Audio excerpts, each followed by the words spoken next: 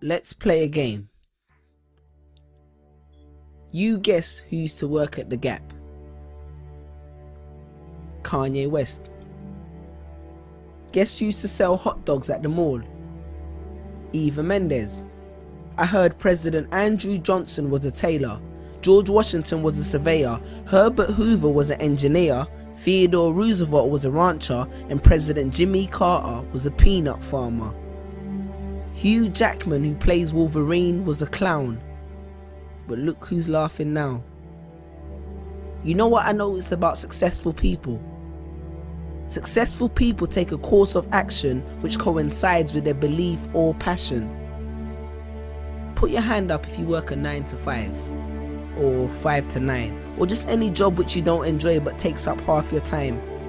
Well, hopefully in a couple weeks, months, days, years time, you'll be able to come back to this video, hear that first line, and keep your hand down. Because how many times have you visualized taking a pen from the manager's desk, or the one the cashier keeps behind the till, the one your supervisor places it strategically in their hair, or the one the security guard keeps behind his ear for extra intimidation, and writing your resignation? Because there's nothing wrong with making an honest living, but be honest, are you honestly living? With this menial job which allows you just to stay afloat, yes, a job, a job, which leaves you just over broke every single month, living your life just for the weekend, living life just on the weekend, because the other 5 days belong to your manager. You see, there's a big difference between a job and a career. Because in a career, no matter how many hours you work, you do it because it's satisfactory. But in a job, you do it for a salary. You're stuck in the rat race. And you know, being stuck in the rat race is one of the biggest of traps, because as a matter of fact, even if you win the rat race, you're still just a rat. See, I understand the need to have a job temporarily, but pursue a career eventually. Because in my job, I used to sell at least 200 shoes a day, and none of that was ever reflected in my pay. One of my colleagues once made the company $5,000 in 1 month. And you know what he got? An email, a £20 discount voucher, and a complimentary lunch. And you think you're safe because your job is commission based, until you've been working there for 3 years and the secretary with the short skirt gets a promotion because her and the boss went for dinner real late. I'm sure you can relate. But wait, are we still happy with an extra week holiday and a raise in a salary? Perhaps we need more clarity. Let's look at the statistics. Because the Industrial Revolution was beneficial technologically, but it coerced a lot of people into factories for ridiculous salaries to benefit their families, and that shaped people's mentalities exponentially, and essentially it became the norm to work for someone else by the turn of the century. And I could have regurgitated facts and figures to support this, but I choose not to boast. Plus that would give them nothing to write about in the Huffington Post. Now in 3 years I've had 6 jobs, and that made me think that long term I could never be happy working one of these jobs. And I used to have a rich uncle called Steve, and they say that apple don't fall far from the tree, so maybe subconsciously I was trying to get one of Steve's jobs. I understand more than anyone that a job allows you to pay the bills, make ends meet, and survive.